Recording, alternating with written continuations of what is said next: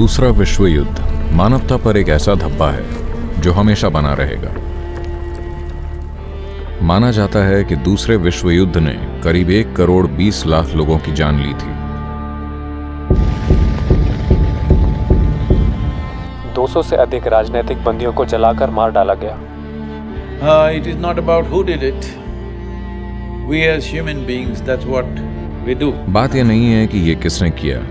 इंसानों के रूप में हम दुर्भाग्य से अभी तक ऐसा ही कर रहे हैं, लेकिन अभी हम जिस तबाही की बात कर रहे हैं वो किसी बम के रूप में नहीं आएगी। यहां कोई धमाका नहीं हो रहा, ये चुपचाप हो रहा है। दुनिया का हर जिम्मेदार वैज्ञानिक कह रहा है कि सन 2045 तक हम दुनिया में 40% कम भोजन पैदा कर रहे होंगे और हमारी आबादी 9.2 अरब लोगों की होगी। अगर ऐसा हुआ तो दूसरा विश्व युद्ध भी इसके आगे छोटा लगेगा, क्योंकि अगर 40% कम भोजन उपलब्ध होगा तो ऐसा अनुमान है कि 6 महीनों में लगभग 1.5 से 1.7 अरब लोग मर सकते हैं।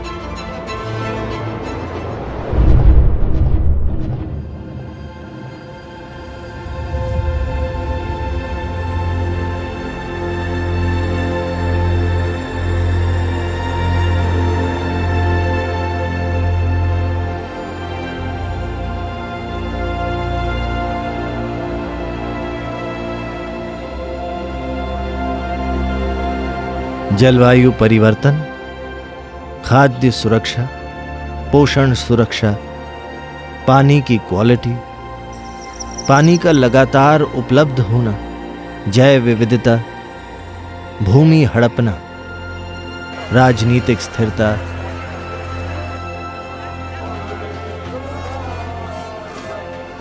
मानव स्वास्थ्य, खुशहाली, शांति, समृद्धि, मिट्टी इन सब का मूल आधार है।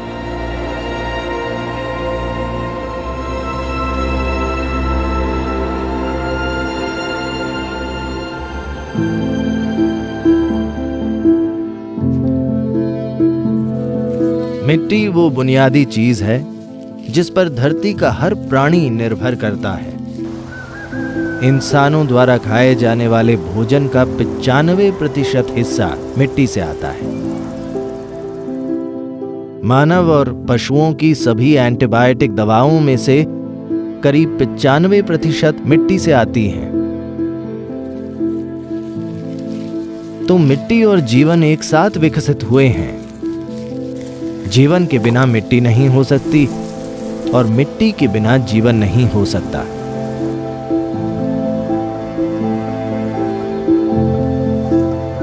मुट्ठी भर मिट्टी में 5 से 7 अरब से भी ज्यादा सूक्ष्म जीव होते हैं, और जैसे हमारा शरीर काम करता है वैसे ही जो खाना हम खाते हैं दरअसल उसे हम खुद से पूरा नहीं पचा सकते। इसे पूरी तरह से पचाने के लिए जरूरी एंजाइम्स और एल्कलाइंस हमारे अंदर नहीं होते।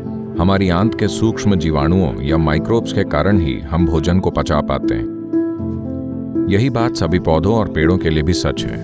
वो मिट्टी से पोषक तत्व खुद नहीं खींच सकते, उन्हें सूक्ष्म जीवों की मदद की जरूरत होती है।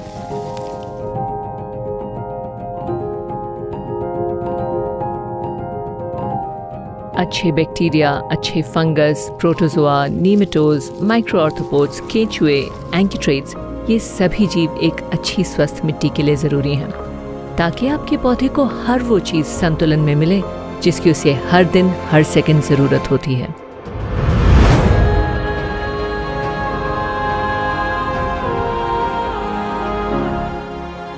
मिट्टी के पहले 12 से 15 इंच ये धरती के 87% जीवन के लिए जिम्मेदार हैं, जिसमें मैं और आप भी शामिल हैं। आज हम ऐसी मशीनों का इस्तेमाल कर रहे हैं जो लगभग 12 से 14 इंच की गहराई तक जुताई कर रही हैं और उसे धूप में खुला छोड़ रही हैं। ये अपनी चमड़ी को उधेड़कर धूप में खड़े होने जैसा है। आप चीखने लगेंगे, जमीन भी यही कर रही है। जमीन चीख रही है लेकिन कोई सुन नहीं रहा है। जमीन को जोतकर खुला छोड़ दिया जाता है, जिससे सभी सूक्ष्म जीव मर रहे हैं।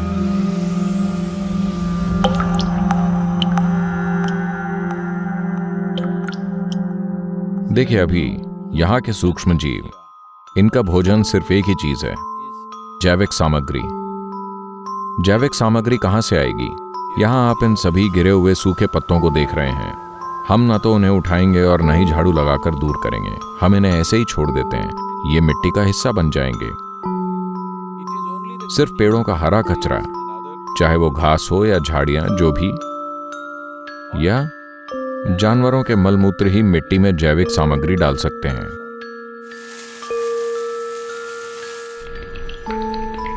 सामान्य खेती की मिट्टी में जैविक सामग्री कम से कम 3 से 6% के बीच होनी चाहिए। कम से कम 3% तो होनी ही चाहिए। 3% एक तरह की सीमा रेखा है, जिसके बाद हर तरह के माइक्रोब्स के लिए मिट्टी में मौजूद भोजन में हर तरह की विविधता होगी, यानी सूक्ष्मजीव अपना काम कर पाएंगे। पश्चिमी दुनिया के ज़्यादातर हिस्से में हमने अलग अलग तरह के काम करने वाली ऐसी कई प्रजातियों को इस तरह नष्ट कर दिया है कि हम लगभग उस मुकाम पर खड़े हैं जहां से हम वापस नहीं आ पाएंगे।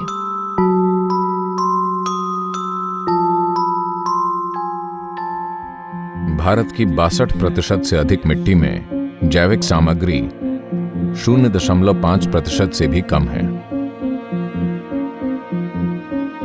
पूरे दक्षिणी यूरोप में मिट्टी की जैविक सामग्री लगभग 1% या उससे भी कम है। पूरे अमेरिका में 50% से अधिक ऊपरी मिट्टी खत्म हो गई है। आपने सुना है कि डायनासोर्स का विनाश हो गया था, डोडो का विनाश हो गया था, लेकिन ये मिट्टी के विनाश का सवाल है। देखिए, ये रेत है। अगर आप इसमें पर्याप्त जैविक सामग्री डालते हैं तो ये समृद्ध मिट्टी बन जाएगी। इसी तरह अगर आप मिट्टी से सारी जैविक सामग्री निकाल लें तो वो रेत बन जाएगी। तो इसे दुनिया का रेगिस्तान बनना कहा जाता है। दुनिया भर में खेती की मिट्टी रेत बन रही है, ये रेगिस्तान में बदल रही है, जो पूरी दुनिया में हो रहा है क्योंकि मिट्टी में जैविक सामग्री नहीं है।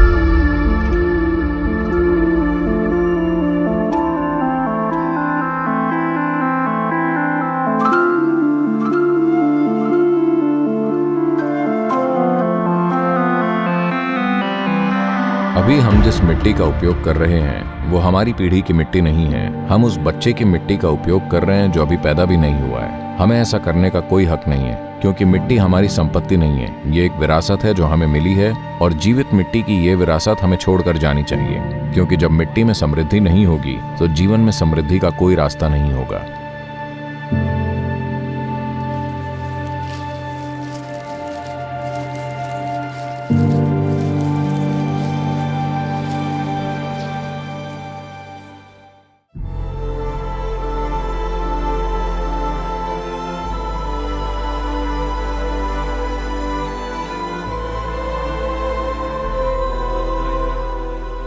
अभी अमेरिका के आंकड़े कह रहे हैं कि हमारे पास शायद खेती के लिए केवल इतनी मिट्टी बची है कि उसमें सिर्फ 80 से 100 फसलें उगाई जा सकें। यानी ये सिर्फ 40-50 साल की बात है। उसके बाद भोजन की गंभीर कमी हो सकती है और अच्छी जैविक भूमि या मिट्टी प्राप्त करना इस धरती पर लड़ाइयों का कारण बन जाएगा।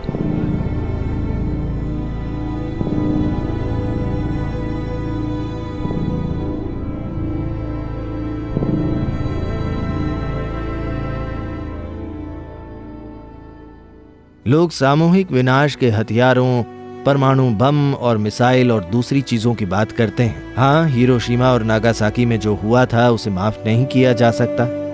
हम भूल रहे हैं कि सामूहिक विनाश का सबसे बड़ा हथियार है भूख।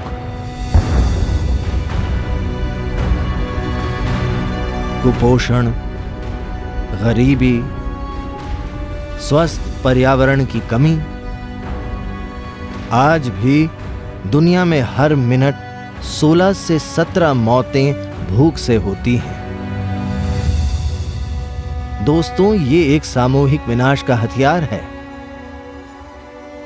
अब दिसंबर 2019 में दुनिया में 61 करोड़ 90 लाख लोग भूखे थे। उसमें से 4 करोड़ भूखे लोग अमेरिका में थे। तो ये सिर्फ टिम्बकटू में या भारत के किसी हिस्से में या कहीं और नहीं हो रहा, ये अमेरिका में भी हो रहा है। मैं WFP के निर्देशक से बात कर रहा था जो अमेरिका से हैं। उन्होंने कहा कि सन 2035 तक शिकागो और इलिनॉय इलाकों में भयंकर अकाल पड़ सकते हैं, क्योंकि मिट्टी की हालत इतनी खराब हो चुकी है कि ऐसा आसानी से हो सकता है। गृह युद्धों की आशंका है। सन 2035-2040 तक देशों के भीतर कई गृह युद्धों की आशंका जताई जा रही है, क्योंकि उन देशों में सभी के पास पर्याप्त भोजन नहीं होगा, इसलिए स्वाभाविक रूप से झगड़े होंगे। अगर भारत में 40% कम भोजन है, यानी 40% लोगों के पास भोजन नहीं है, आपको लगता है कि वो सिर्फ भूखे होकर एक कोने में बैठे रहेंगे? नहीं, वो ऐसे काम करेंगे जिनकी आप कल्पना भी नहीं कर सकते। आपको समझना चाहिए, सभी मानव सभ्यताएं बनी हैं सिर्फ पेट की आग की वजह से। इसे बुझाने के लिए वही आग जिसने मानव सभ्यताएं बनाई हैं, अगर उसे बुझाया नहीं गया तो वो सभ्यताओं को मिटा भी सकती है। इसे कम मत आंकिए।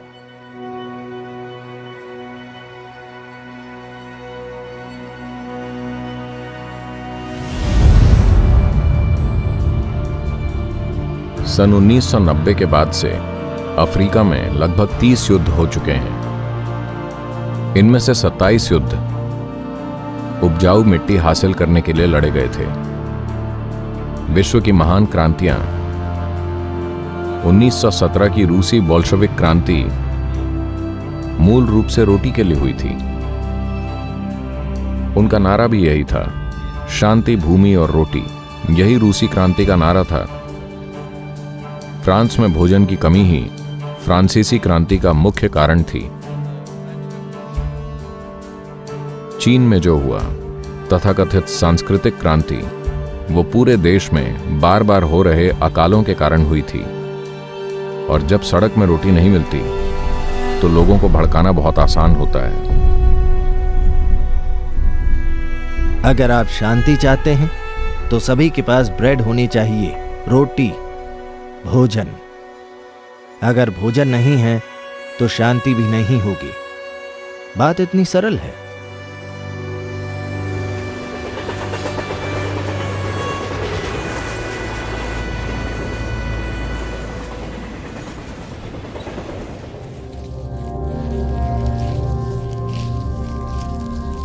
मिट्टी इंसानी पर्यावरण का वो हिस्सा है जिस पर सबसे कम ध्यान दिया गया है।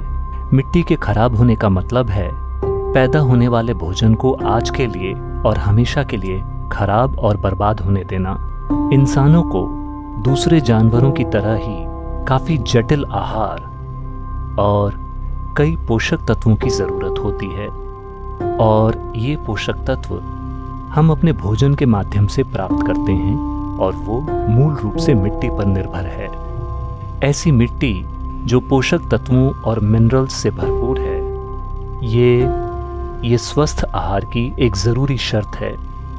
हमारे भोजन के पोषक तत्वों और आहार की क्वालिटी और मिट्टी की क्वालिटी के बीच एक सीधा संबंध है।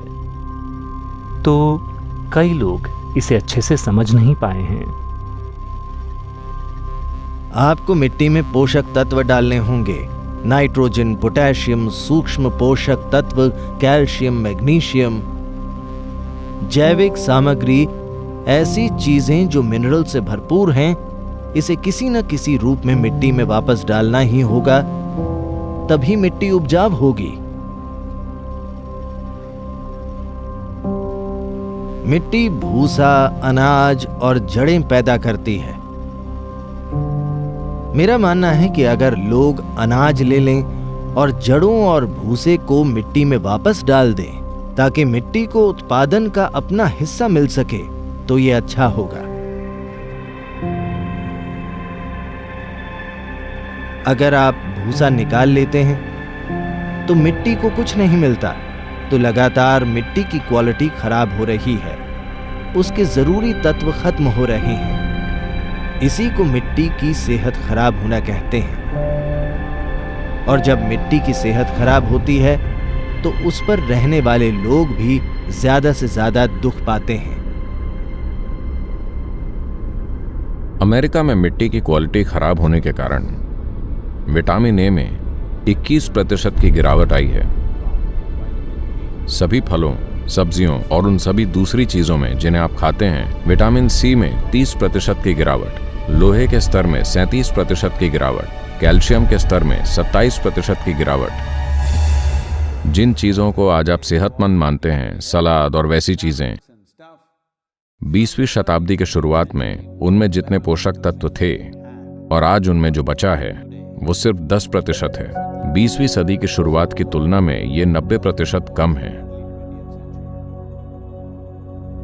सेंटर फॉर डिजीज कंट्रोल, जो अभी इस कोविड की स्थिति में महत्वपूर्ण भूमिका निभा रहा है, उसका कहना है कि सभी अमेरिकियों में पोटेशियम की कमी है। 90% अमेरिकी लोगों में विटामिन ई की कमी है। 70% लोगों में विटामिन के की कमी है। 52% लोगों में पर्याप्त मैग्नीशियम नहीं है। 43% लोगों में पर्याप्त विटामिन ए नहीं है। 40% लोगों में पर्याप्त विटामिन सी नहीं है। ऐसा सबसे समृद्ध राष्ट्र में है। इसका सीधा सा मतलब है कि जो खाना आप खा रहे हैं उसमें पर्याप्त पोषक तत्व नहीं है, भले ही आप पर्याप्त खाना खा रहे हो, क्योंकि मिट्टी का इस तरह से विनाश किया गया है।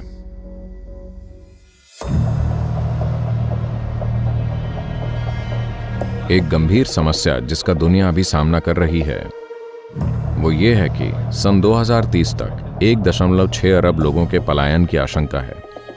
इसमें से 0.9 अरब लोग अफ्रीका से आएंगे। देखिए, जब लोग अव्यवस्थित तरीके से पलायन करते हैं तो वो एक भयंकर दौर से होकर गुजरते हैं। खासकर महिलाएं और बच्चे सही योजना के बिना होने वाले पलायनों में वो जहां उन्हें हर तरह के अनजान इलाकों से मजबूरन गुजरना पड़ता है, उनके साथ भयंकर चीजें होती हैं। किसी के भी साथ ऐसा नहीं होना चाहिए।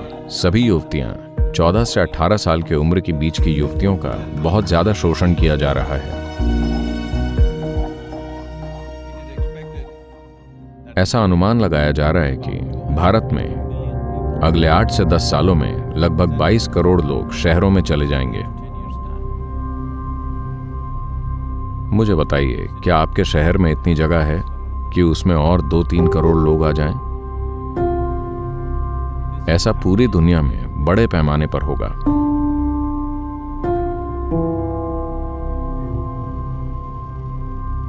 हाँ, मिट्टी की वजह से लोग शरणार्थी बने हैं, जलवायु की वजह से लोग शरणार्थी बने हैं, सूखे की वजह से लोग शरणार्थी बने हैं, और वे शरणार्थी जाकर दूसरे लोगों के दरवाजे खटखटाते हैं। अमेरिका की दक्षिणी सीमा इसका एक बहुत अच्छा उदाहरण है। लोग मेडिटेरेनियन सागर में कूद रहे हैं, ये जाने बिना कि वे दूसरी तरफ पहुंच पाएंगे या नहीं। ये एक बिल्कुल सटीक उदाहरण है। लाखों लोग शरणार्थी हैं क्योंकि जिस जमीन पर वे पले बढ़े हैं वे उनकी बुनियादी जरूरतों को पूरा नहीं कर पा रही है। आखिरकार समाधान यही है कि हमें यह पक्का करना होगा कि मिट्टी उनकी मदद करे।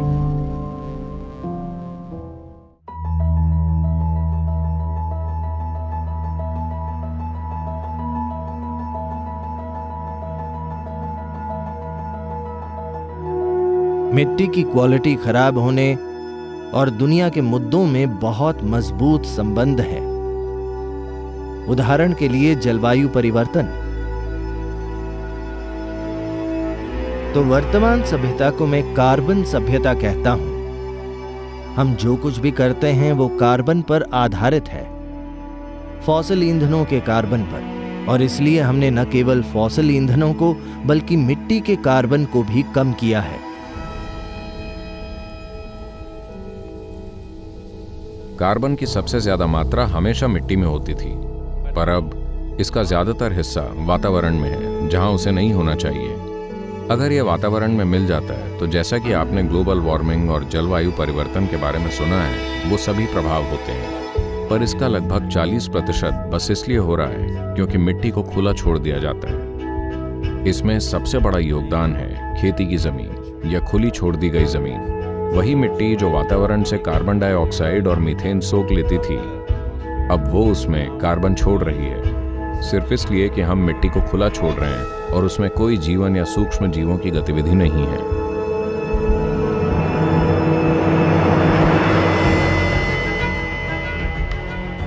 जब दुनिया का औसत तापमान 0 से 1 हो जाता है तो ये एक बड़ी बात है। 1 से 2 होना ये बहुत बड़ी बात है। 2 से आगे बढ़ना यानी आप आपदा का सामना करने वाले। अब हम 3 डिग्री सेल्सियस तक गर्म होने की ओर बढ़ रहे हैं और हमने ऐसा बहुत जल्दी कर दिया है। मेरा मतलब है पृथ्वी पर तापमान बहुत ज़बरदस्त तरीके से बढ़ रहा है।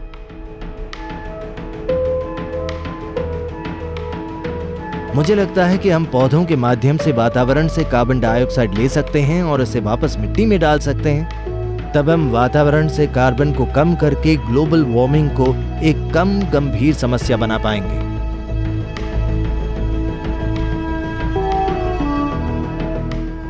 आधुनिक विज्ञान के अनुसार अमेज़न के वर्षावनों का ब्राजील का हिस्सा, जो हजारों सालों से एक कार्बन सोखने वाला कार्बन सिंक था, ये धरती के सबसे महत्वपूर्ण कार्बन सिंक्स में से एक था, पर अब ये कार्बन का स्रोत बन गया है। तो ये पहले ही बदल चुका है और ये जितना कार्बन ले रहा है उससे ज़्यादा कार्बन छोड़ रहा है। तो अब मिट्टी पहले से कहीं ज़्यादा महत्वपूर्ण हो गई है।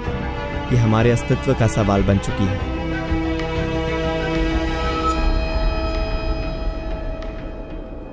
देखिए, इस धरती की पूरी जीवन प्रक्रिया कार्बन पर आधारित है। तो यही बात घास के तिनके पर लागू होती है, नारियल के पेड़ पर लागू होती है, इस धरती के हर दूसरे प्राणी पर लागू होती है। सभी की बुनियाद कार्बन है। ये सारा कार्बन कहां से आ रहा है? इस धरती पर सृष्टि के विकास की प्रक्रिया का एक महान चमत्कार है फोटोसिंथेसिस। सूर्य से आने वाली असीमित ऊर्जा का उपयोग करके वातावरण में कार्बन को सोखा जाता है और ये कार्बन लाखों सूक्ष्म जीवों या माइक्रोब्स के माध्यम से प्रक्रियाओं की एक पूरी श्रृंखला से गुजरकर मिट्टी में जमा हो जाता है। What gets stored in this way? सूक्ष्म जीवों के 3-4 चक्रों से इस तरह गुजरकर जो कार्बन जमा होता है वो कम से कम 1000 वर्षों तक जमा रहता है।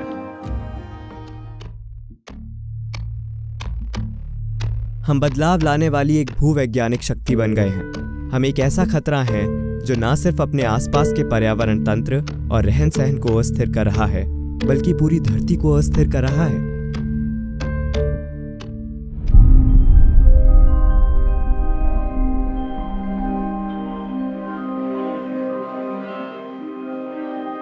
संयुक्त राष्ट्र का कहना है कि हमारे पास सिर्फ 60 साल तक खेती करने के लिए मिट्टी बची है, तो 50 सालों के अंदर धरती पर एक गंभीर भोजन का संकट आएगा। शायद एक बड़े अकाल को रोकना मुश्किल होगा। मुझे पता है कि लोग हमेशा कहते हैं कि हम केवल 60 साल और खेती कर पाएंगे। हाँ, लेकिन वो बात हमने 10 साल पहले ही कह दी थी। अब सिर्फ 50 साल बचे हैं। मिट्टी खुद जीवित है, इसमें कई सारे प्राणी रहते हैं और जब वो प्राणी मार दिए जाते हैं तब मिट्टी स्वस्थ नहीं रहती, मिट्टी जीवित नहीं रहती।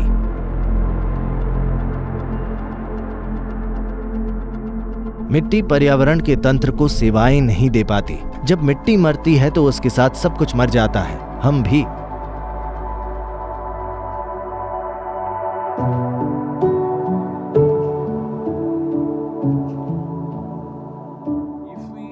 अगर हम इसे अभी ठीक करना शुरू कर दें तो 15 से 25 सालों में हम काफी हद तक सुधार कर सकते हैं। हम उस मुकाम से दूर आ सकते हैं जहां हम पहुंच चुके हैं। पर अगर हम इसे 30 से 40 साल तक ऐसे ही छोड़कर फिर ऐसा करने की कोशिश करें तो मिट्टी में फिर से जान फूंकने में 150 से 200 साल लगेंगे। तो इसका उद्देश्य ये नहीं है कि हर चीज की बस एक बुरी तस्वीर सामने लाई जाए। This is a moment of responsibility. ये एक जिम्मेदारी का पल है कि इंसानों के रूप में अगर अभी हम उठ खड़े हों तो हम इसे पलट सकते हैं।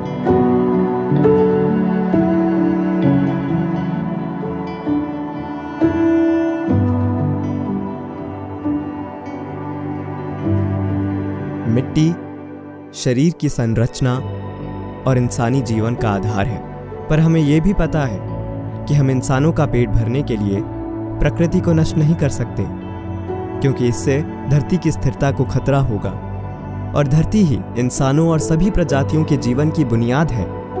इसलिए अब हमें मिट्टी की देखभाल करनी चाहिए।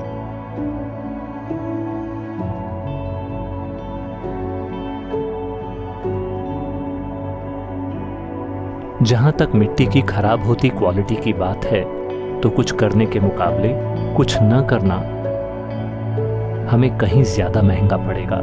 लेकिन ये ऐसी चीज़ नहीं है जो किसान खुद कर सकते हैं।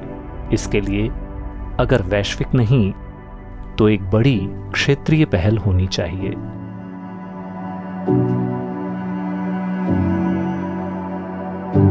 मिट्टी की क्वालिटी खराब इसलिए हुई है क्योंकि हमने वो जैविक सामग्री मिट्टी में वापस नहीं डाली है जो हमने उससे बाहर निकाली है। तो हम ये देख रहे हैं कि 192 देशों में ऐसी नीति कैसे बनवाई जाए जिससे ये नियम बन सके कि अगर किसी के पास खेती की जमीन है तो उसमें कम से कम 3 से 6% जैविक तत्व होना चाहिए।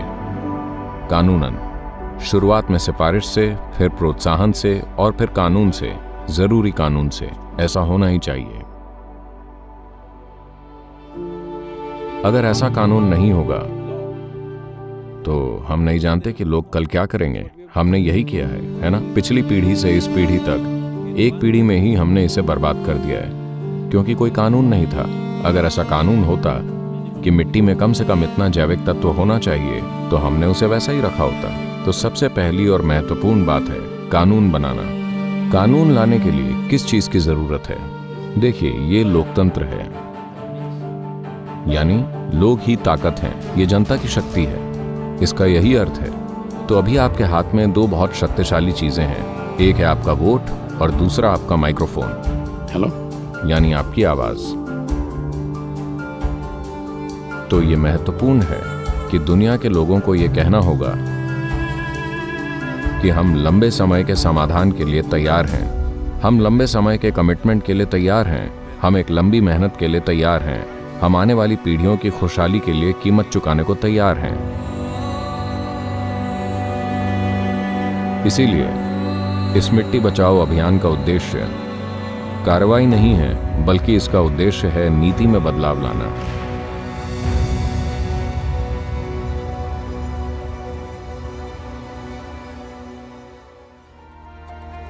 इसके एक हिस्से के रूप में मैं 65 साल का हूं और मैं नागरिकों का समर्थन जुटाने के लिए 24 देशों से गुजरते हुए मोटरसाइकिल से 30,000 किलोमीटर की यात्रा कर रहा हूं।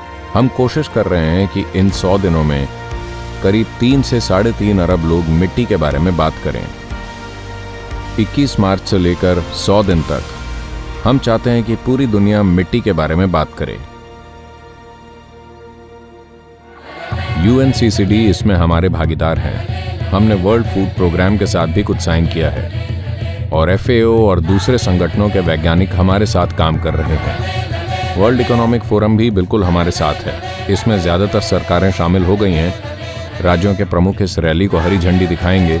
अभी मैं यही रचने की कोशिश कर रहा हूं कि अगर 3.5 अरब लोग बोलते हैं तो ये मतदाताओं का 60% होगा। अगर 60% मतदाता बोलते हैं तो ऐसी कोई सरकार नहीं है जो लोकतांत्रिक रूप से स्थापित सरकारों में इसे अनदेखा करेगी। इसे संभव बनाने के लिए आप सभी को अधिक से अधिक लोगों तक पहुंचना चाहिए। दुनिया के कई लीडर्स और प्रभावशाली लोग पहले से ही इस अभियान में भाग ले रहे हैं। इसका हिस्सा बने और आइए इसे संभव बनाएं। For my part, as much as I can contribute. And the movement that you are taken up, I could not expect any more God's blessing than that. Sadhguru, and this campaign is so important. We're going to save the soil. Do your part. And saving the soils. And our planet's future depend on it. Sadhguru, save soil, my friend. Save soil, let's make it happen. TM Barbuda is part of the Save Soil mission. We commend you for what you're doing. That is why we are happy to sign the MOU. The science and philosophy that backs the thought behind the movement is tremendous. Save soil, let's make it happen. Save the soil. We know what we must do, so let's make it happen. Let's make it happen. Let's make it happen. Let's make it happen. Let's make this happen. Let us make it happen. Let's make it happen. Let's make it happen.